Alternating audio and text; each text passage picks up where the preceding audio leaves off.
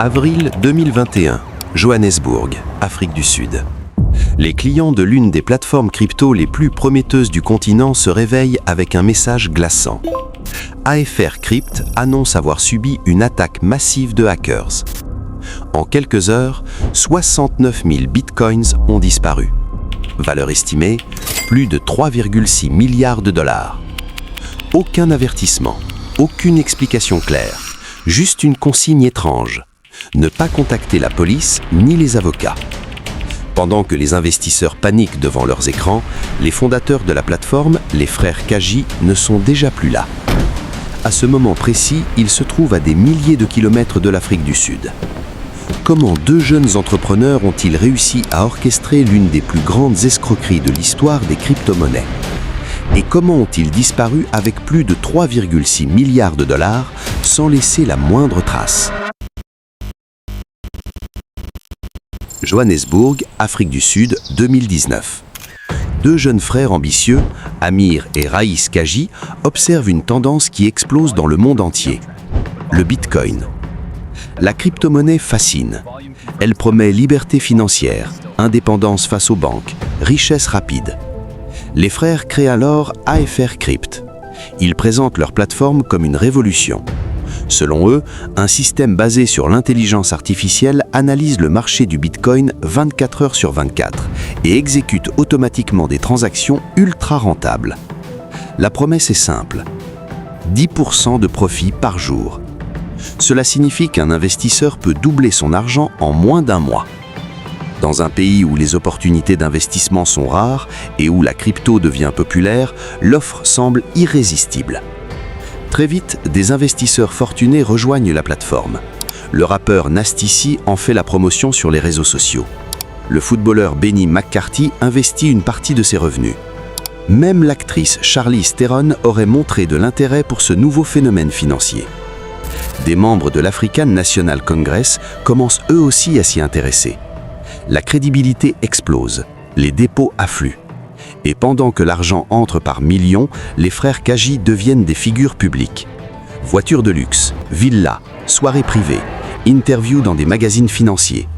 AFR Crypt semble incarner le futur de la finance africaine. Mais une question commence à se poser.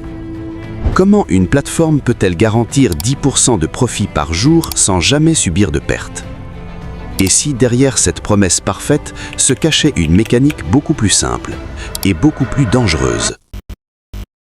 En 2020, AFR Crypt continue de grandir. Les investisseurs voient leur compte afficher des profits impressionnants chaque jour. Mais quelque chose intrigue certains analystes. Les marchés du Bitcoin sont extrêmement volatiles.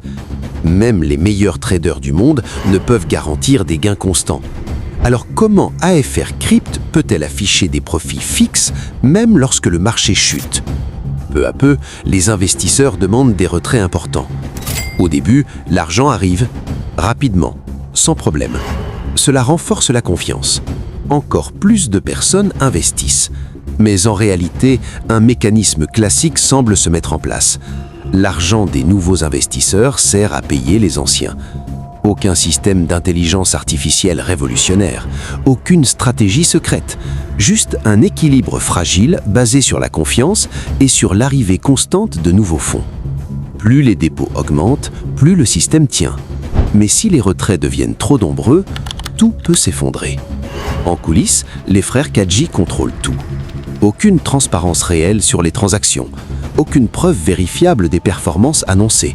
Pourtant, la popularité continue d'exploser. Des milliers de personnes placent leurs économies. Certains vendent même leurs biens pour investir davantage. Mais une vérité inquiétante commence à apparaître. Si le système repose uniquement sur l'argent des nouveaux entrants, que se passera-t-il le jour où les investisseurs arrêteront d'arriver? Et combien de temps une structure aussi fragile peut-elle survivre sans s'écrouler? Début 2021, les frères Kaji savent que leur empire est fragile. Le moindre retrait massif pourrait faire s'effondrer AFR Crypt. Alors ils préparent leur plan de sortie parfait. D'abord, ils commencent à transférer discrètement la majorité des fonds vers leur propre compte. Personne ne le remarque. Chaque transaction est minutieusement planifiée, utilisant des mixeurs et des stablecoins pour rendre l'argent presque impossible à tracer. Une partie est même convertie en Monero, la crypto-monnaie la plus anonyme. Ensuite, ils mettent en place le scénario parfait pour couvrir leur fuite, une attaque de hackers fictive. Ils annoncent que tous les fonds ont été volés. Ils conseillent aux investisseurs de ne pas contacter la police ni les avocats, affirmant que cela pourrait nuire au processus de récupération. Pendant que les investisseurs paniquent devant leurs écrans, les Kadji prennent déjà la route, à des milliers de kilomètres, vers une destination sûre. Leur fuite est planifiée depuis des mois. Ils ont même acquis la citoyenneté du Vanuatu, un petit État insulaire qui ne suit pas les transactions financières et ne pratique pas l'extradition. Et pendant ce temps, les investisseurs restent bloqués. Impossible de retirer de l'argent. Le service client est silencieux. Le site web a disparu. Le bâtiment supposé high-tech n'est qu'une petite maison ordinaire. Leur illusion de succès a fonctionné jusqu'au bout. Tout semble authentique. Et pourtant, c'est un mirage. Mais une question commence à hanter l'esprit de tous ceux qui suivent cette affaire. Comment deux frères Kadji ont-ils pu orchestrer une escroquerie de près de 4 milliards de dollars sans jamais se faire attraper sur place? Et si cette disparition avait été planifiée depuis le tout début? 3 ans après la disparition des frères Kadji, l'affaire AFR Crypt reste un mystère. Les autorités financières sud-africaines déclarent officiellement: comme AFR Crypt n'a jamais été enregistré en tant qu'institution financière, le gouvernement n'a aucun fondement juridique pour ouvrir une enquête formelle.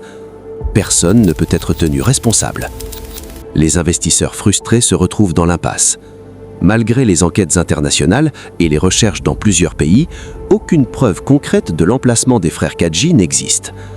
Les milliards de dollars volés semblent avoir disparu dans l'ombre, peut-être définitivement. Interpol a inscrit les frères sur sa liste des personnes recherchées. Des coffres en Suisse contiennent des indices, mais sans la clé, les fonds restent inaccessibles.